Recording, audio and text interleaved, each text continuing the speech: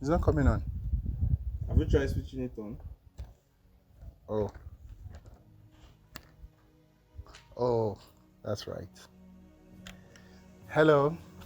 Our daily guide for today is from the book of Joshua, chapters 5, 6, 7, and 8. Actually, the summary of the events in this chapter is just talking about obeying God's instruction.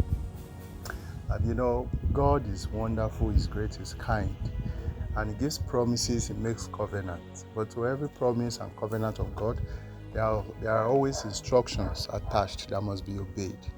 In chapter 5, we see how God instructed Joshua to circumcise all those, the children of Israel.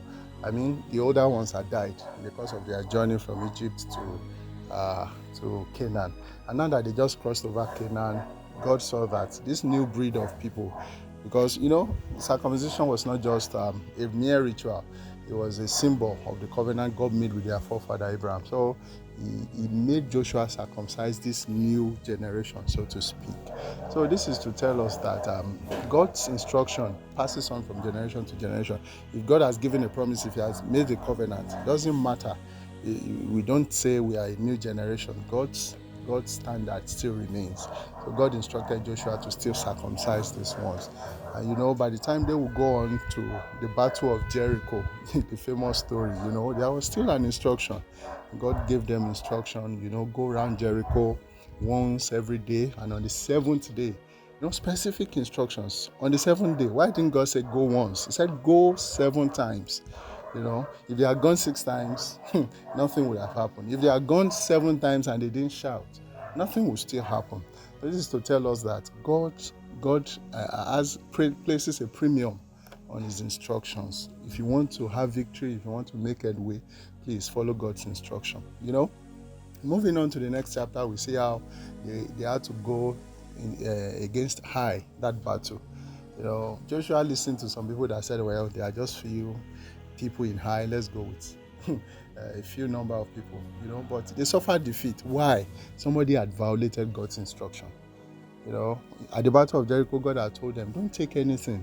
Whatever you pick as spoils, just give to God. But no, somebody stole.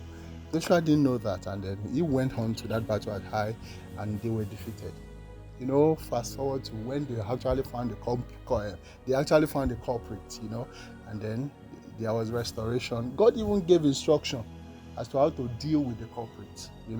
God told them, stone that person, burn that person with his family.